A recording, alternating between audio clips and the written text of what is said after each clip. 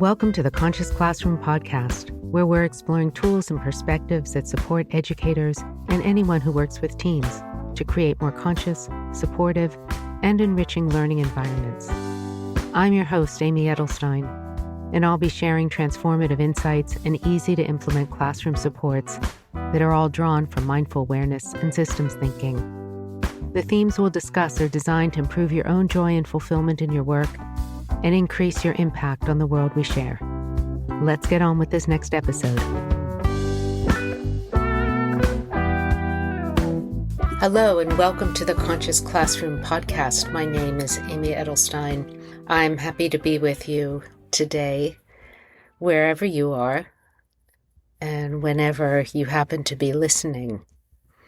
I've been reflecting a lot lately on the capacity to let go as an educator when you're responsible for lots of people who, as independent as they may be, are still relying on you to form the container and the context for their growth and transformation. In our increasingly fraught world, where whether we acknowledge it or not, the pressures of the times create an emotional response in us. We're human and we care about war and starvation. We care about species extinction and polluted airwaves. We care about forest fires and tsunamis. We care about the bleaching of the coral reefs. We care about the poverty of a sixth of the world's population. We care about those we know who have addiction or mental health issues. We care about those we know who have financial or relationship issues. And usually what we do is we seal ourselves off from that caring. And especially when we put on our teacher face and walk into the classroom. What I'm proposing is that we take the time and space to allow ourselves to metabolize all of our difficult emotions together with others so that we're not alone. We recognize that as a member of the human family, we share so many common cares. And in our willingness to be present with what is, the most fundamental tenet of mindful practice, being present with what is, tending to, sitting quietly next to whatever is arising, as a companion, as a witness, in the ways that the great old trees sit next to you, stand tall next to you as you process. They don't move towards, they don't move away. They're rooted in the ground. They've seen nights and days. They've seen suns and winds and rains. They've lost big branches in storms. They've had infestations of bugs. They've been home to birds and creatures. They've seen larger animals walk past them or take shelter in their shade. In that way, we can sit with and be with, practice mindful awareness and companionship with ourselves. That practicing of companionship is ultimately a letting go. It's a letting go of trying to fix things. It's a letting go of our limits on what we believe we can process. It's a letting go of our insistence that things be different than they are. It's a letting go that allows our innermost being to open, and in that opening, we can see new shoots emerge. We can see new growth. And when we start to see that new growth in ourselves, when we allow our innermost recesses to thaw, then new shoots emerge, and that is the most energizing and thrilling and moving aspect of our humanity, our aliveness, that we can transform. Now, being busy educators, we may not speak about this with our young people, but what happens when we allow ourselves to experience and open together with others the emotional weight and pain that we often feel, when we're with our students, we're more able to see their joy and see their potential and see their innocence and see their desire to individuate and actualize. So when we're able to let go for ourselves, we're not holding up barriers. When we're actually in the presence of our students, we see them as unique individuals. We allow them to cross-reference with each other, to support each other, to be kind to each other, to be supportive of each other. We allow their different voices to come in, the lazy ones, the apathetic ones, the over-talkative ones, the ones that bring everyone together and make them feel good, the thoughtful ones, the reflective ones, the shy and anxious ones. We find ways to include everyone. For our shy and anxious ones who are terrified of speaking in front of everyone, we can simply say, you're going to have to speak. But with the class, since she's so terribly shy to speak in front of others, why don't you carry on little side conversations so I can hear what she has to say? And over time, maybe 2 or 3 days, you keep doing that. You keep allowing for that child's anxiousness, but insisting that their voice be heard, that their voice is valuable, that they have something to say, that it needs to be said. And you enlist the rest of the class as supportive classmates. By the end of a few days, everyone will have bonded in that support. And that shy student who was too anxious to speak in front of everyone will forget and just start speaking. And everyone will share in that victory. Everyone will share in that growth. If we don't face our own anxiousness and fear or despair or grief, it will become very hard to authentically give space to our students. It's critical that we allow our own cares and concerns so that we can become creative in our classrooms.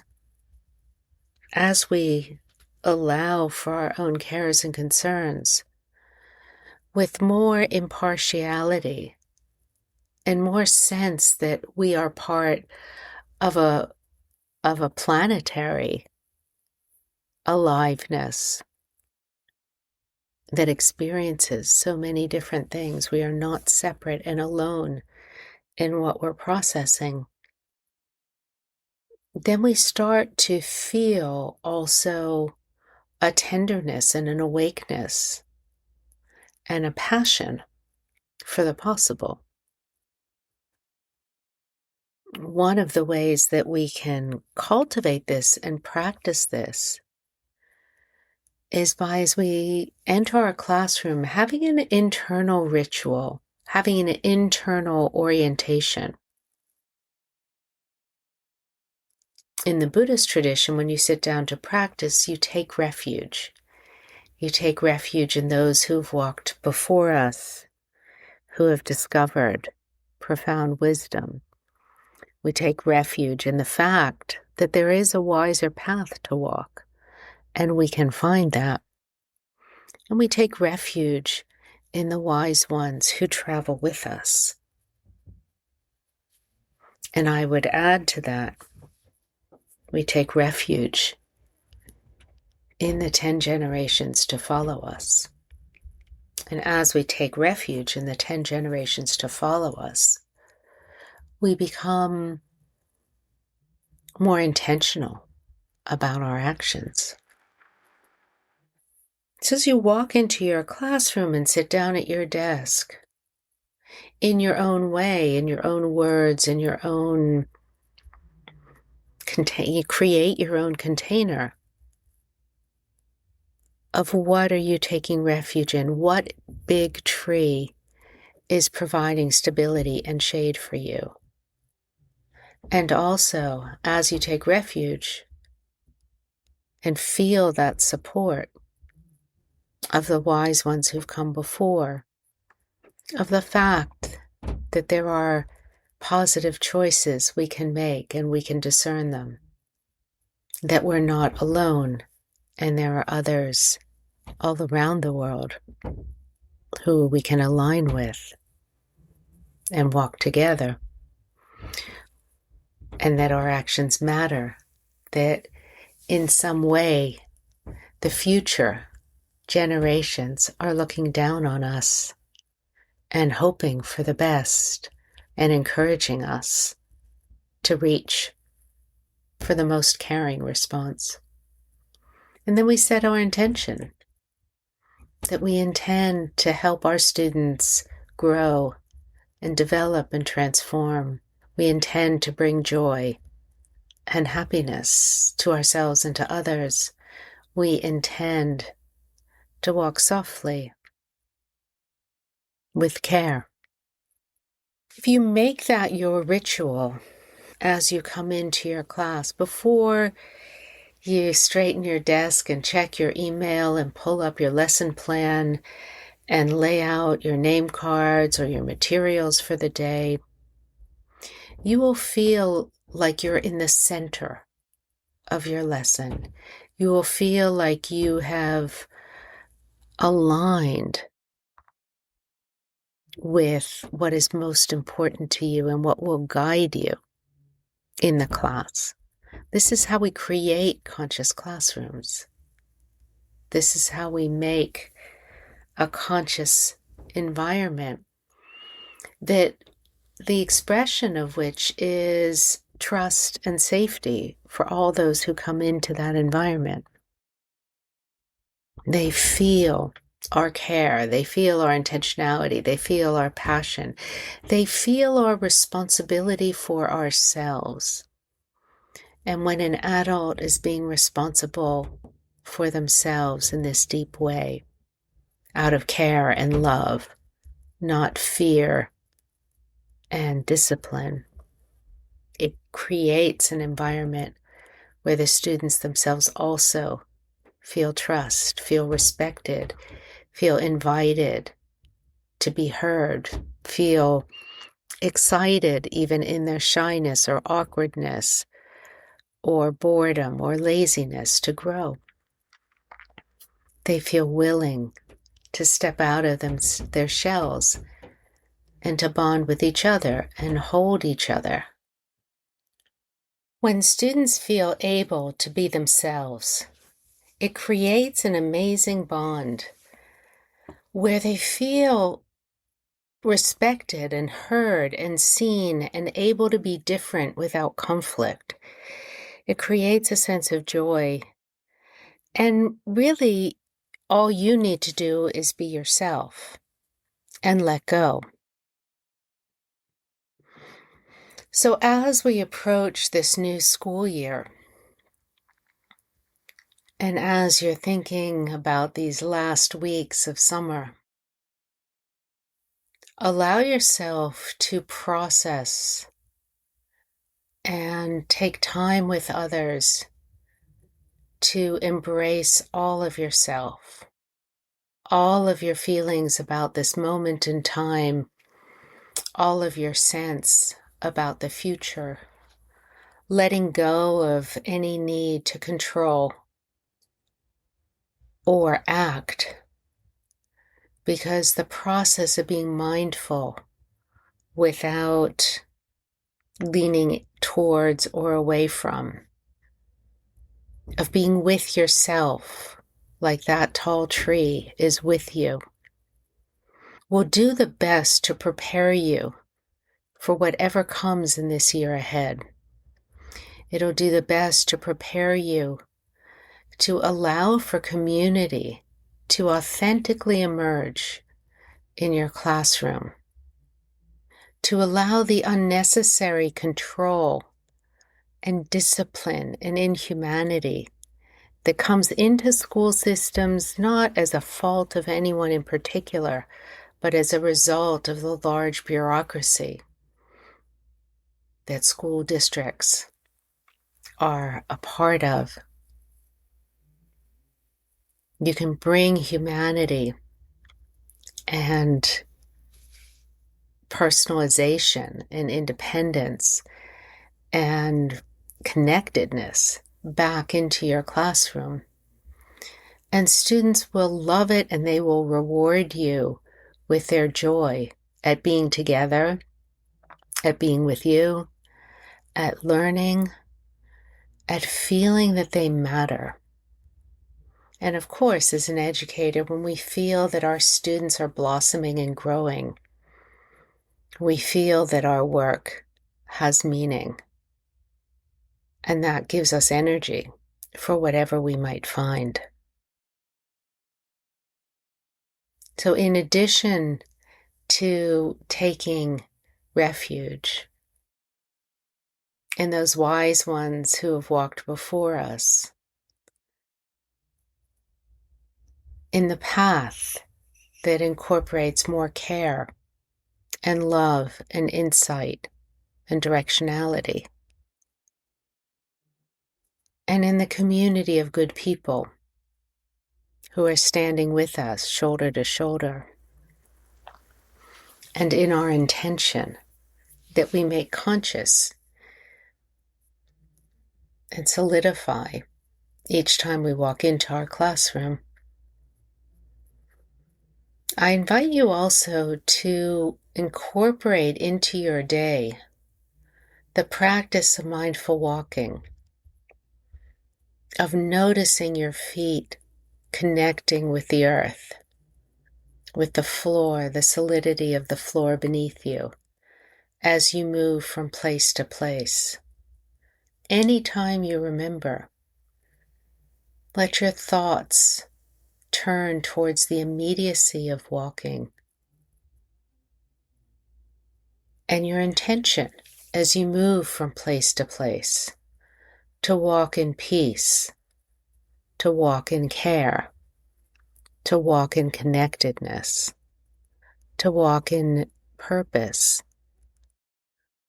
to walk in your own unique significance, to walk in love. By being mindful of each step, and by being mindful of our intention, our deeper intention for our own life to be fully fulfilled, fully unfurled, fully what it could be way beyond our expectations, we can walk in peace and mindful awareness. And that walking will not only carry us to our immediate destination, it will also carry us forward at a heart level. And that is one of the best things that our students can experience and absorb from the quality of our own being. Thank you. Until next time.